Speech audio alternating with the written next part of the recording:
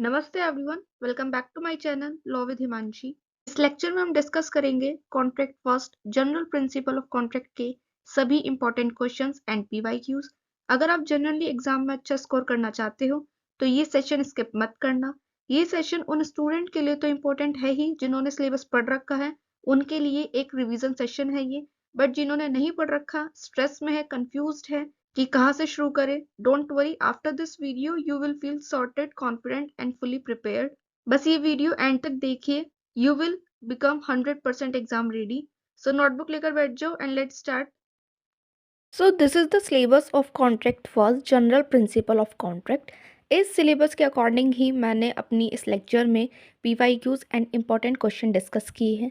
Basically CCSU के syllabus के according मैंने ये वीडियो बनाई है, बट अगर आपके यूनिवर्सिटी एंड कॉलेज का सिलेबस इस सिलेबस से मैच करता है तो this video and lecture is equally important and helpful for you. तो चलिए शुरू करते हैं। देखो, इसमें मैंने बेसिकली 3 पार्ट किए हैं, 4 marks question, 10 marks question and 20 marks question. तो जो मैंने 4 मार्क्स में है, ज़रूरी नहीं है वो सिर्फ 4 में आएगा, वो 10 में भी आ सकता है, 10 वाले 20 में भी आ सकते हैं। आपको यहाँ पे मेन फोकस करना है क्वेश्चंस पर। आपके क्वेश्चन क्लियर होने चाहिए, फिर वो कितने ही मार्क्स में आए तो उससे आपको फ़र्क नहीं पड़ेगा उस चीज़ का। मैंने यहाँ पे हर क्वेश्चन के नीचे कुछ स्पेसिफिकली कीवर्ड्स लिखे हैं जिससे आपको हेल्प मिलेगी क्वेश्चन रिमेंबर करने के लिए, याद रखने के लिए। मैं यहाँ पे ओरली आपको क्वेश्चन के आंसर समझाऊंगी, तो आप नोटबुक लेके बैठ जाओ, नोट्स बनाते रहना। First is define competent party. Competent party वो होती हैं जो लीगली कॉन्ट्रैक्ट कर सकती हो। सेक्शन 11 कहता है कि पर्सन मेजर 18+ का हो, साउंड माइंड और लॉ से डिस्क्वालीफाइड ना हो। अगर कोई माइनर हो या अनसाउंड माइंड हो तो वो वैलिड कॉन्ट्रैक्ट नहीं कर सकता। कॉन्ट्रैक्ट तभी एनफोर्सेबल होता है जब दोनों पार्टीज कॉम्पिटेंट हो। Second is what is contract. Contract का मीनिंग सेक्शन 2 क्लोज H में दिया है, agreement enforceable by law. Agreement बनता है ऑफर प्लस एक्सेप्टेंस से, और जब लॉ उस एग्रीमेंट को रिकॉग्नाइज करता है तब वो कॉन्ट्रैक्ट बन जाता है। वैलिड कॉन्ट्रैक्ट के लिए free consent, lawful object consideration और कॉम्पिटेंट पार्टी ज़रूरी होती है। Next is what is acceptance. Acceptance क्या है? सेक्शन 2B इससे बात करता है, कहता है जब ऑफेंस ऑफर को एसेंट दे देता है, यानी हाँ बोल देता है, उसे एक्सेप्टेंस कहते हैं। एक्सेप्टेंस हमेशा कम्युनिकेबल करना होता है, बिना कम्युनिकेशन के कॉन्ट्रैक्ट नहीं बनता। एक्सेप्टेशन क्लियर, अनकंडीशनल और प्रॉपर मोड में होनी चाहिए। Next is define proposal. Section 2A इससे बात करता है, willingness to do not do with intention to obtain assent. Basically जब एक पर्सन दूसरे को कोई ऑफर करता है वो प्रपोजल होता है। Defined promise. सेक्शन 2B से बात करता है, कहता है कि जब प्रपोजल एक्सेप्ट हो जाता है तब प्रॉमिस बनता है, यानी एक्सेप्टेंस के बाद दोनों के बीच एग्रीमेंट का फर्स्ट स्टेज क्रिएट हो जाता है। Next is what is general offer. General offer वो ऑफर होता है जो पब्लिक एट लार्ज को दिया जाता है। इसको कोई भी एक्सेप्ट कर सकता है जो उस कंडीशन को फॉलो करे। फेमस एक केस है इसमें, कार्लिल वर्सेस कार्बोलिक स्मोक बोल कॉरपोरेट, जिसमें कंपनी ने पब्लिक ऑफर दिया और मिसेस कार्लिल ने एक्सेप्ट किया बाय परफॉर्मेंस। ये सारे इंपॉर्टेंट क्वेश्चन हैं जो एग्जाम में रिपीट होते हैं और ज़रूर आते हैं। What is counter offer. Counter offer तब होता है जब ऑफरी, जिसे ऑफर किया जाता है, ओरिजिनल ऑफर के टर्म्स को एक्सेप्ट नहीं करता और नए टर्म्स प्रपोज कर देता है। इससे ओरिजिनल ऑफर रिजेक्ट हो जाता है और एक नया ऑफर क्रिएट होता है, काउंटर ऑफर। सिंपल टर्म में मैं अगर कहूँ तो counter offer equal rejection plus new offer. Next is revocation of offer. Revocation notice के थ्रू, लैप्स ऑफ टाइम से, फेलियर ऑफ कंडीशन से या ऑफरर की डेथ, इंसैनिटी से हो सकता है। Once acceptance is complete, revocation possible नहीं होता। Next is consideration and past consideration. Section 2D इससे डील करता है, कहता है कंसिडरेशन वो बेनिफिट डेट्रीमेंट है जो पार्टीज एक्सचेंज करती हैं। इंडिया में कंसिडरेशन पास्ट, प्रेजेंट, फ्यूचर सब वैलिड है। पास्ट कंसिडरेशन का मतलब एक्ट ऑलरेडी डन था और बाद में प्रॉमिस दिया गया। What is lawful object. Section 23 से डील करता है, कहता है ऑब्जेक्ट तब लॉफुल होता है जब वो फ्रॉडुलेंट, इमोरल, इंजूरियस या पब्लिक पॉलिसी के अगेंस्ट ना हो। अगर ऑब्जेक्ट अनलॉफुल है तो कॉन्ट्रैक्ट वॉइड हो जाता है। 11th is what is free consent. Section 14 कहता है कंसेंट फ्री तब होती है जब वो कोइर्सन, अनड्यू इन्फ्लुएंस, फ्रॉड, मिसरिप्रेजेंटेशन या मिस्टेक से अफेक्टेड ना हो। अगर कंसेंट फ्री ना हो, कॉन्ट्रैक्ट वॉइडेबल बन जाता है। Next is define कोर्सन। कोर्सन क्या होता है? ये क्वेश्चन बहुत बार रिपीटेड है। सेक्शन 15 कहता है कोर्सन मीन्स आईपीसी के फॉरबिडन एक्ट से थ्रेट देना या प्रॉपर्टी डिटेन करना टू ऑब्टेन कंसेंट। कोर्सन से बनाया कॉन्ट्रैक्ट वॉइडेबल होता है। Doctrine of privity of contract, ये बेसिकली 10 नंबर में भी पूछा गया है, 20 में भी पूछा गया और 4 नंबर में पूछा गया। प्राइवेटी का मतलब सिर्फ कॉन्ट्रैक्ट की पार्टीज ही सू कर सकती है, स्ट्रेंजर को कोई राइट नहीं होता। एक्सेप्शन क्या है? Trust, family settlement, agency, beneficiary contracts. Next is exception to consideration. Section 25 के एक्सेप्शन, कॉन्ट्रैक्ट वैलिड होता है इवन विदाउट कंसिडरेशन। कब कब होता है? जब पास्ट वॉलंटरी सर्विसेज हो, नेचुरल लव और अफेक्शन हो, टाइम बेयर डेप्थ रिटर्न प्रॉमिस हो। Who is a minor? Minor वो होता है जिसका एज 18 से कम हो। माइनर का कॉन्ट्रैक्ट वॉइड एब इनिशियो होता है, मतलब स्टार्टिंग से ही इनवैलिड। माइनर लायबल नहीं होता, पर बेनिफिशियरी कॉन्ट्रैक्ट्स इन्फोर्सेबल होते हैं। Define undue influence. सेक्शन 16 कहता है अनड्यू इन्फ्लुएंस तब होता है जब एक पार्टी दूसरी की विल डोमिनेट करती हो, जैसे फिड्यूशरी रिलेशन। डोमिनेटिंग पार्टी का मिसयूज करके कंसेंट लिया जाए तो कॉन्ट्रैक्ट वॉइडेबल होता है। एग्जाम्पल गुरु चेला, डॉक्टर पेशेंट, ये सब। 17 इज डिफाइन फ्रॉड।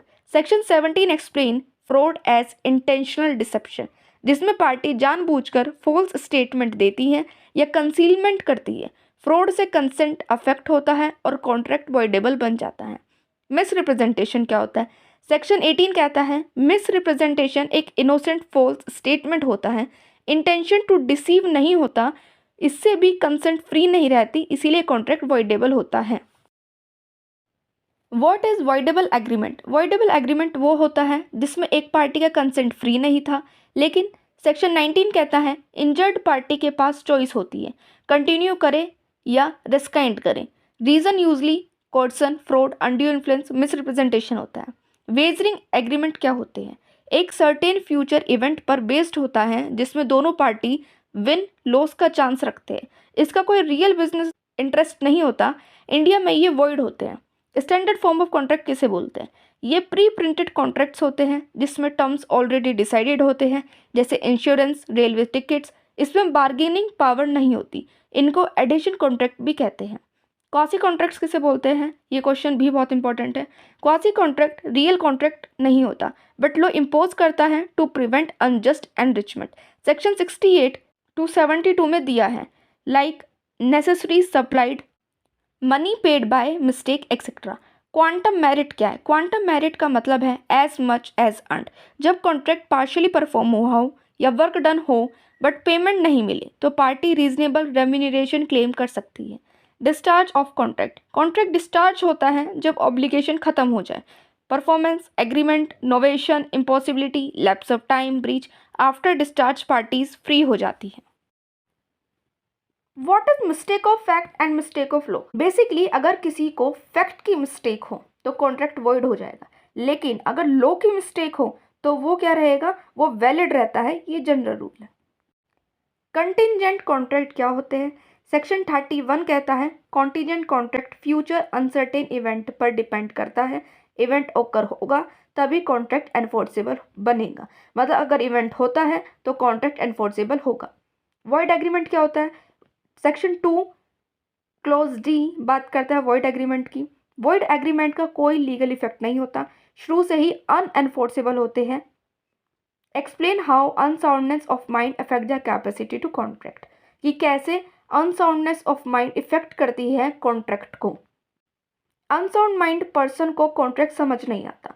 सेक्शन 12 कहता है जिसको रेशनल जजमेंट नहीं हो वो कॉन्ट्रैक्ट नहीं कर सकता। अनसाउंड माइंड का कॉन्ट्रैक्ट वॉइड होता है। What are liquidated damages? Liquidated damages वो अमाउंट है जो पार्टीज पहले से एस्टिमेट करके कॉन्ट्रैक्ट में लिख देती हैं, ब्रीच होने पर सेम अमाउंट पे करना होता है। सेक्शन 7 इसकी बात करता है। What is novation? सेक्शन 62 कहता है ओल्ड कॉन्ट्रैक्ट को रिप्लेस करके न्यू कॉन्ट्रैक्ट बनाना। इसमें टर्म्स चेंज हो सकते हैं या पार्टीज चेंज हो सकती हैं। ओल्ड कॉन्ट्रैक्ट डिस्चार्ज हो जाता है। अब देखते हैं कुछ 10 मार्क्स के क्वेश्चन जो पहले आ चुके हैं। First is discuss the capacity of a minor to contract including the doctrine of restitution. Section 11 में दिया गया है कहता है माइनर जो है, जो बिलो 18 होता है वो इनकम्पिटेंट होता है, इसलिए माइनर का कॉन्ट्रैक्ट वॉइड एब इनिशियो होता है। ये अभी हमने डिस्कस करा। माइनर पर्सनली लायबल नहीं होता है, ना ही उसके अगेंस्ट सू मैनेजेबल होता है। हाउएवर माइनर के फेवर में बेनिफिशियल कॉन्ट्रैक्ट्स वैलिड होते हैं, जैसे scholarship, education, employment for benefit. Doctrine of restitution apply होता है। माइनर ने जो बेनिफिट लिया हो, कोर्ट उसको रीस्टोर करवा सकती है only if it does not amount to enforcing a void contract. Main point क्या है, माइनर प्रोटेक्टेड कैटेगरी है, इसलिए लॉ उससे लायबिलिटी नहीं देता बट बेनिफिट प्रोटेक्ट करता है। Explain kinds of consideration past, present और फ्यूचर। अभी बताया कंसिडरेशन क्या है। सेक्शन 2D बात करता है, ये वो बेनिफिट होते हैं जो पार्टी एक्सचेंज करती है। कॉन्ट्रैक्ट वैलिड तभी होता है जब कंसिडरेशन हो, और इंडियन लॉ 3 टाइप्स के रिकॉग्नाइज करता है, पास्ट, प्रेजेंट और future. Past consideration act already done हो, जिसके बदले में बाद में प्रॉमिस दिया गया, इंडिया में ये वैलिड होता है। प्रेजेंट कंसिडरेशन क्या है, उस टाइम दिया जाता है जब प्रॉमिस बनता है। कंसिडरेशन तभी हो जाती है जब प्रॉमिस बनता है। फ्यूचर कंसिडरेशन तब होता है जब दोनों पार्टीज फ्यूचर में परफॉर्मेंस का प्रॉमिस करती है। Explain agreements expressly declared void under the contract act. Contract act के अंदर कौन कौन से एग्रीमेंट ऐसे हैं जिनको वॉइड डिक्लेयर कर दिया गया है। कॉन्ट्रैक्ट एक्ट कुछ एग्रीमेंट को शुरू से ही वॉइड डिक्लेयर करता है, यानी उनका कोई लीगल इफेक्ट नहीं होता। सेक्शन 24 से 30 तक में इंपॉर्टेंट वॉइड एग्रीमेंट्स दिए गए हैं। इसमें कौन कौन से आते हैं, unlawful consideration object section 24, restaurant of marriage section 26, restaurant of trade section 27, restaurant of legal proceedings section 28, uncertain agreement section 29, wagering agreement section 30। ये सब वॉइड इसलिए होते हैं क्योंकि ये पर्सनल लिबर्टी, पब्लिक पॉलिसी या लीगल राइट्स को हार्म करते हैं, इसलिए कोर्ट इन्हें एनफोर्स नहीं करता है। Explain undue influence with case law. ठीक है, ये क्वेश्चन भी बहुत इंपॉर्टेंट है। अनड्यू इन्फ्लुएंस, अभी हमने देखो, हमने 4 मार्क्स में हमने सिंपल देखा कि अनड्यू इन्फ्लुएंस होता क्या है। ठीक है, अब हम 10 मार्क्स में थोड़ा सा और इसके बारे में पढ़ेंगे। अनड्यू इन्फ्लुएंस सेक्शन 16 में डिफाइंड है, जब एक पार्टी दूसरे की विल डोमिनेट करके कंसेंट लेती है। ये डोमिनेटिंग पोजीशन फिड्यूशियरी रिलेशन में होती है, जैसे डॉक्टर पेशेंट, गुरु चेला, एडवोकेट क्लाइंट। जब डोमिनेटिंग पार्टी अनफेयर एडवांटेज लेती है, कॉन्ट्रैक्ट वॉइडेबल हो जाता है। Burden of proof dominating party पर होता है। इसमें एक इंपॉर्टेंट केस है रघुनाथ प्रसाद वर्सेस सरजू प्रसाद। कोर्ट ने हेल्ड किया कि जब रिलेशनशिप में ट्रस्ट हो और एक पार्टी के पास इन्फ्लुएंस हो, कंसेंट इजीली विटिएट हो सकता है। ऑब्वियसली बात है, एक रिलेशनशिप तो है गुरु चेले में, डॉक्टर पेशेंट में, एडवोकेट क्लाइंट में, और यहाँ पे एक डोमिनेट पार्टी भी है, तो कंसेंट क्या होती है, इजीली मिल भी जाती है। इसलिए अनड्यू इन्फ्लुएंस वाले कॉन्ट्रैक्ट फेयर नहीं होते और कोर्ट इंजर्ड पार्टी को रेमेडी देती है। इंजर्ड पार्टी को ना, जो हमारी डोमिनेटिंग पार्टी से दूसरी पार्टी हो गई, ऐसे कंसेंट से लिए गए कॉन्ट्रैक्ट्स भी वैलिड नहीं होते, बाद में जाके क्या हो जाती है, वॉइड हो जाते हैं। Next question is discuss the contractual liability of a minor. Contractual liability of a minor अभी हमने पढ़ा फर्स्ट वाले में, discuss the capacity of a minor to contract, same answer है इसका भी। सेक्शन 11 कहता है माइनर इनकम्पिटेंट होता है, इसीलिए माइनर का कॉन्ट्रैक्ट वॉइड अब इनिशियो होता है। माइनर पर्सनली लायबल नहीं होता है, ना ही उसके अगेंस्ट सो मेंटेनेबल होता है। हाउएवर माइनर के फेवर में बेनिफिशियरी कॉन्ट्रैक्ट्स वैलिड होते हैं, scholarship, education, employment for benefit, ये सब। अब हम बात करेंगे what are the different types of mistake और उनके क्या इफेक्ट पड़ते हैं कॉन्ट्रैक्ट्स पर। मिस्टेक एग्रीमेंट की वैलिडिटी इफेक्ट करता है। कॉन्ट्रैक्ट एक्ट में मिस्टेक ऑफ फैक्ट और मिस्टेक ऑफ लॉ का डिफरेंस इंपॉर्टेंट है। अभी हमने पढ़ा मिस्टेक ऑफ फैक्ट, जब पर्सन को फैक्ट की मिस्टेक हो जाए तब कॉन्ट्रैक्ट क्या हो जाता था, हमारा वॉइड हो जाता था। और अगर लॉ की मिस्टेक हो जाए तो वो क्या हो जाता था, तो वो फिर भी वैलिड रहता था। ठीक है, बायलेटरल मिस्टेक ऑफ फैक्ट, दोनों पार्टीज की मिस्टेक इसेंशियल फैक्ट पर हो तो कॉन्ट्रैक्ट वॉइड हो जाता है। Unilateral mistake normally contract void नहीं करता एक्सेप्ट वेयर आइडेंटिटी और नेचर ऑफ कॉन्ट्रैक्ट मिस्टेकन हो। Mistake of law, Indian law के रिगार्डिंग इग्नोरेंस एक्सक्यूज नहीं होती, सो कॉन्ट्रैक्ट वैलिड रहता है। अगर मैं इसे शॉर्ट में बताऊं, सिर्फ इसेंशियल फैक्ट की बायलेटरल मिस्टेक कॉन्ट्रैक्ट वॉइड बनाती है। फ्रॉड क्या है, मिस रिप्रेजेंटेशन क्या है। फ्रॉड सेक्शन 17 बात करता है, मिस रिप्रेजेंटेशन सेक्शन 18 बात करती है। फ्रॉड का है इंटेंशनल डिसेप्शन होता है, जानबूझकर धोखा देना। ठीक है, पार्टी जानबूझकर गलत स्टेटमेंट देती है। Misrepresentation innocent false statement होता है। इंटेंशन टू डिसीव एब्सेंट होता है, मतलब फ्रॉड के अंदर इंटेंशनल जानबूझकर धोखा दिया जाता है। मिस रिप्रेजेंटेशन में ऐसा कुछ इंटेंशन नहीं होता धोखा देने का, बट हो जाता है, धोखा मिल जाता है, बट इंटेंशन नहीं होता वहाँ पर। फ्रॉड में कंसीलमेंट भी होता है, मिस रिप्रेजेंटेशन में नहीं होता। फ्रॉड से इंजर्ड पार्टी डैमेज क्लेम कर सकती है। मिस रिप्रेजेंटेशन में नॉर्मली डैमेजेस नहीं मिलते, सिर्फ डिसीजन मिलता है। एग्जाम पॉइंट से बात करूं, फ्रॉड का मतलब है गिल्टी माइंड, मिस रिप्रेजेंटेशन का मतलब है बोनाफाइड मिस्टेक। देखो डॉक्ट्राइन ऑफ फ्रस्ट्रेशन क्या होता है, सेक्शन 56 में दिया है, जहां कॉन्ट्रैक्ट परफॉर्मेंस इम्पॉसिबल हो जाए आफ्टर फॉर्मेशन, कॉन्ट्रैक्ट बनने के बाद कॉन्ट्रैक्ट परफॉर्म ना करे, जैसे कि death, destruction of subject, change in law, war etcetera, ये सब। फ्रस्ट्रेशन ऑटोमेटिक डिस्चार्ज क्रिएट करता है, पार्टीज फ्री हो जाती हैं। एक इसमें लीडिंग केस था, सत्यव्राटा घोष वर्सेस मुगनीराम एंड को। कोर्ट ने बोला फ्रस्ट्रेशन का मतलब इम्पॉसिबिलिटी सिर्फ फिजिकल नहीं, इवन प्रैक्टिकल इम्पॉसिबिलिटी भी हो सकती है। ये डॉक्ट्राइन फेयरनेस को प्रोटेक्ट करता है, पार्टी को इम्पॉसिबल एक्ट के लिए लायबल नहीं बनाया जा सकता। एक्सप्लेन कोएर्शन अंडर कॉन्ट्रैक्ट एक्ट क्या होता है, हमने 4 मार्क्स में देखा। दबाव, कंसेंट लेना कोएर्शन से। सेक्शन 15 कहता है कोएर्शन मीन्स आईपीसी के फॉरबिडन एक्ट का थ्रेट या प्रॉपर्टी डिटेन करना with intention to obtain consent, consent लेने के लिए किसी पर दबाव बनाना। कोएर्शन इंडिया या आउटसाइड इंडिया कहीं भी हो सकता है, प्लेस मैटर नहीं करता इसमें। कोएर्शन से कंसेंट फ्री नहीं होती, इसीलिए कॉन्ट्रैक्ट वॉइडेबल होता है। Burden of proof injured party पर होता है कि कंसेंट प्रेशर में दी गई, मतलब इसमें अगर प्रूफ की बात आए तो वो इंजर्ड पार्टी को देना होगा। अगर पार्टी ये प्रूफ कर देती है कि जो उसकी कंसेंट है वो कोएर्शन से ली गई है, तो कॉन्ट्रैक्ट में दिया हुआ कंसिडरेशन रिटर्न करना होता है। Difference between void and voidable contract के बीच में क्या डिफरेंस है, वॉइड कॉन्ट्रैक्ट अनएनफोर्सेबल होता है, स्टार्टिंग से ही कोई लीगल इफेक्ट नहीं होता। वॉइडेबल कॉन्ट्रैक्ट वैलिड होता है स्टार्टिंग में, बट बाद में जाके वो वॉइड हो जाता है। वॉइड कॉन्ट्रैक्ट का रीज़न क्या होता है, इलीगल ऑब्जेक्ट, इम्पॉसिबिलिटी, अनसर्टेनिटी हो सकता है। वॉइडेबल का रीज़न क्या है, अगर कंसेंट कैसे ली गई हो, coercion, under influence, fraud, misrepresentation, तो बाद में जाके वे कॉन्ट्रैक्ट हो जाते हैं voidable. Void, no choice, voidable, option to cancel. Explain the concept of free consent. Free consent क्या होती है, अभी हमने देखा, बिना किसी कोइजन से, अंडर इन्फ्लुएंस से, फ्रॉड से, मिस रिप्रेजेंटेशन से या मिस्टेक से जब कंसेंट ना ली जाए, बिल्कुल फ्री कंसेंट हो, इंसान अपनी सहमति से कंसेंट दे रहा हो, उसे फ्री कंसेंट बोलते हैं। सेक्शन 14 में इसे एक्सप्लेन किया गया है, एग्रीमेंट तभी एनफोर्सेबल होता है जब कंसेंट फ्री हो। अगर फ्री कंसेंट नहीं होगी तो कॉन्ट्रैक्ट वॉइडेबल हो जाएगा या वॉइड भी बन सकता है। When is communication of acceptance complete? Explain rules regarding post telephone. Acceptance complete different stages में होती है, as against proposer, as against acceptor, ठीक है। प्रोपोजर के अगेंस्ट में बात करें जब एक्सेप्टेंस पोस्ट की जाती है, postal rule. As against acceptor जब प्रोपोजर तक एक्सेप्टेंस रीच हो जाए। टेलीफोन में कम्युनिकेशन तभी कंप्लीट है जब प्रोपोजर सुन ले। पोस्टल रूल से एक्सेप्टेंस वैलिड हो जाता है इवन इफ लेटर लॉस्ट हो जाए। Explain the essentials of a valid offer and valid acceptance. क्या क्या एसेंशियल्स है एक वैलिड ऑफर के लिए, एक वैलिड एक्सेप्टेंस के लिए। Valid offer clear, definite, communicated, intention to create legal obligation के साथ होता है।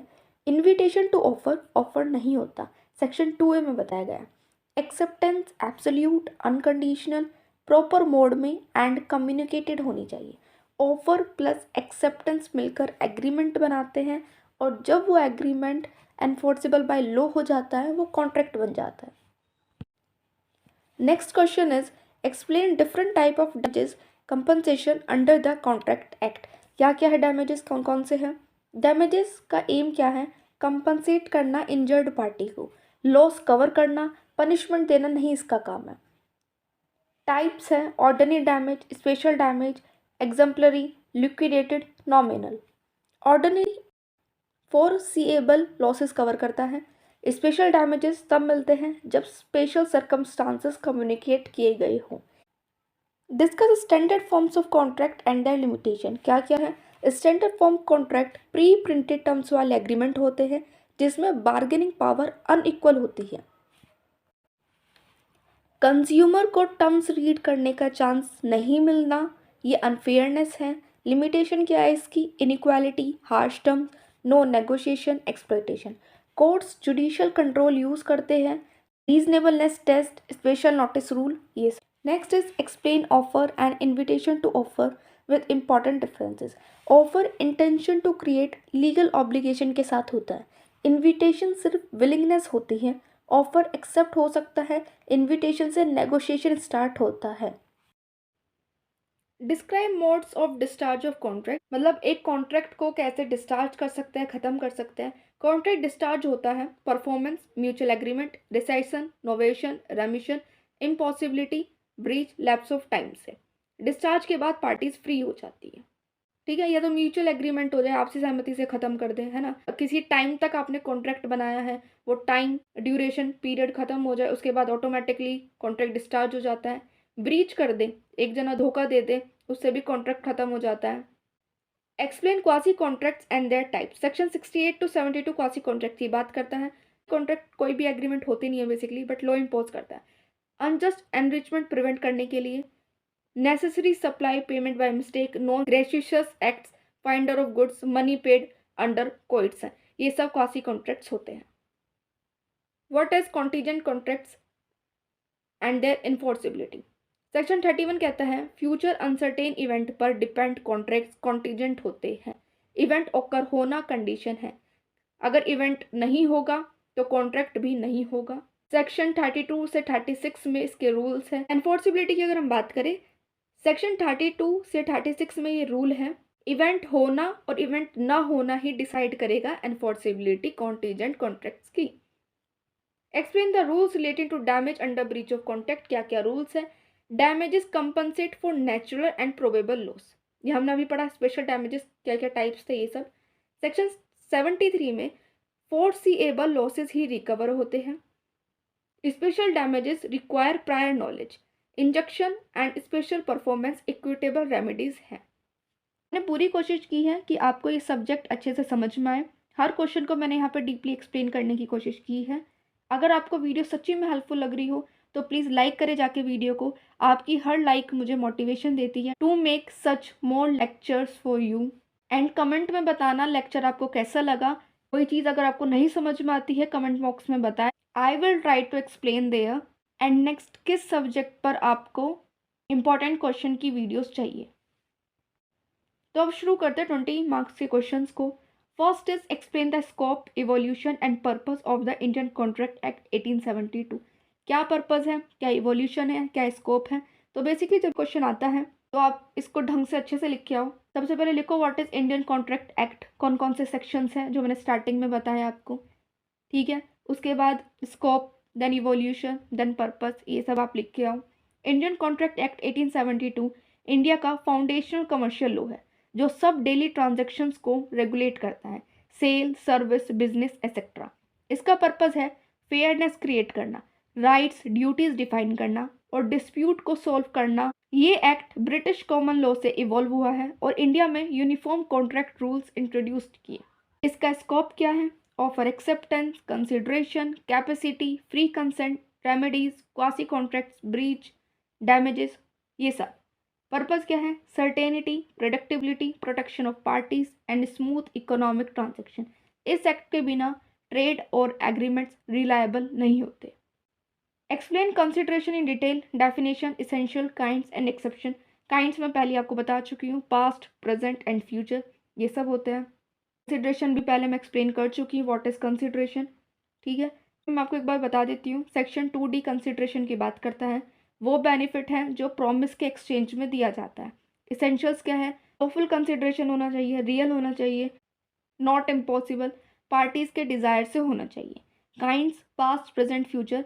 इंडियन लॉ में तीनों वैलिड है, इंग्लिश लॉ में पास्ट वैलिड नहीं होता। कंसिडरेशन कॉन्ट्रैक्ट का बैकबोन है। एक्सेप्शन दे रखी है सेक्शन 25 में, natural love and affection, past voluntary services, time barred डेप्थ का return promise, agency completed gift, ये सब एक्सेप्शन है। ये सभी मैं आपको बता चुकी हूँ पहले। Contract mostly without consideration void होता है, सिर्फ इन एक्सेप्शन को छोड़कर। कंसिडरेशन बहुत ज़रूरी होता है, बट ये एक्सेप्शंस है जिसके अंदर कंसिडरेशन अगर ना भी हो तब भी कॉन्ट्रैक्ट वैलिड होता है। Discuss in detail the capacity to contract minor unsound mind disqualified person. Section 11 कहता है कॉन्ट्रैक्ट तभी वैलिड होता है जब पार्टी मेजर हो, साउंड माइंड हो और नॉट डिस्क्वालिफाइड हो। माइनर बिलो 18 का कॉन्ट्रैक्ट वॉइड एब इनिशियो होता है, माइनर लाइबल नहीं होता, बट बेनिफिशियरी कॉन्ट्रैक्ट्स वैलिड होते हैं। अनसाउंड माइंड की बात की गई है सेक्शन 12 में, पर्सन रेशनल जजमेंट नहीं कर सकता, उसके कॉन्ट्रैक्ट्स वॉइड होते हैं except lucid intervals.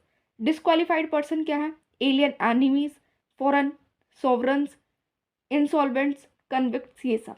I hope आपको समझ में आ रहा होगा। Doctrine of privity of contract क्या है? इसके criticism exception. Doctrine of privity कहता है कि सिर्फ कॉन्ट्रैक्ट की पार्टी सू कर सकती है, स्ट्रेंजर को राइट नहीं होता है सू करने का। क्रिटिसिज्म क्या हुए? मॉडर्न कॉमर्स में थर्ड पार्टी बेनिफिशरीज होती है, उन्हें प्रोटेक्शन मिलनी चाहिए, ये इसका क्रिटिसिज्म हुआ। एक्सेप्शंस क्या है? अगर ट्रस्ट है, फैमिली सेटलमेंट है, मैरिज अरेंजमेंट है, बेनिफिशरी कॉन्ट्रैक्ट्स है, agency assignment acknowledgement of liability है, वहाँ स्ट्रेंजर बोल सकता है, उसका राइट होता है। कोर्ट्स ने भी स्ट्रिक्ट एप्लीकेशन लूज की है ताकि जस्टिस हो सके। पर्पस क्या है इसका? अननेसेसरी लाइबिलिटी प्रिवेंट करने का इसका पर्पस है। क्वासी कॉन्ट्रैक्ट्स क्या होते हैं? Nature, scope, types, quantum merit, ये सब। क्वांटम मेरिट मैं पहले बता चुकी हूँ। क्वासी कॉन्ट्रैक्ट रियल कॉन्ट्रैक्ट नहीं होती, लॉ इम्पोज करती है टू प्रिवेंट अनजस्ट एनरिचमेंट। जैसे जैसे आप देख रहे होंगे 4 नंबर के क्वेश्चन में भी, 10 नंबर के क्वेश्चन में भी और अब 20 मार्क्स में भी बहुत सारे क्वेश्चन रिपीट हो रहे हैं। इससे मेरे आंसर्स भी रिपीट हो रहे हैं, तो आपको साथ साथ लर्न भी होते जा रहे होंगे कुछ कुछ आंसर्स। स्कोप क्या है इसका? सेक्शन 68 टू 72 इसकी बात करता है। Necessities supplied, payment by mistake, non gratuitous acts, finder of goods, money paid under coercion, ये सब इसके स्कोप है। क्वांटम मैरिट का मतलब है जितना काम हुआ उतना रीजनेबल पेमेंट मिलना। नेचर क्या है इस एक्ट का? बेस्ड है इक्विटी पर, फेयरनेस पर, कंसेंट पर नहीं। ये सिचुएशन में कोर्ट पेमेंट अवॉर्ड करता है even without agreement. Explain the principle of awarding damages and compensation under breach of contract. जब एक कॉन्ट्रैक्ट का ब्रीच हो जाता है तो कैसे डैमेजेस और कैसे कंपनसेशन अवॉर्ड की जाती है। डैमेजेस का एम इंजर्ड पार्टी को कंपनसेट करना है, पनिश करना नहीं है। सेक्शन 73 कहता है नेचुरल प्रोबेबल लॉसेस रिकवरेबल है। स्पेशल डैमेजेस तब मिलते हैं जब स्पेशल सर्कमस्टांसेस बताए गए हो। सेक्शन 74 लिक्विडेटेड डैमेजेस कवर करते हैं, pre estimated compensation. Section 75 reasonable compensation देता है व्हेन कॉन्ट्रैक्ट लॉफुली रिस्काइंडेड हो। इसमें एक लैंडमार्क केस है हेडली वर्सेस बैक्सेंडेल, पढ़ लेना इस केस को अच्छे से आप। Right a detail note on standard forms of contract, need, drawbacks, judicial contracts. क्या है ये सब? Standard form contract pre drafted terms वाले एग्रीमेंट होते हैं, इंश्योरेंस, बैंकिंग, ट्रांसपोर्ट। इसकी ज़रूरत क्यों पड़ी? स्पीड, एफिशिएंसी, मास बिजनेस ट्रांजैक्शंस के लिए। ड्रॉबैक्स क्या है? अनइक्वल बार्गेनिंग पावर है, हार्श क्लोजेस है, कोई नेगोशिएशन नहीं है। कोर्ट जुडिशियल कंट्रोल अप्लाई करते हैं, reasonableness test, special notice rule, unconsciousness terms को स्ट्राइक डाउन करना। कंज्यूमर प्रोटेक्शन के लिए कोर्ट्स फ्लेक्सिबल अप्रोच यूज करता है।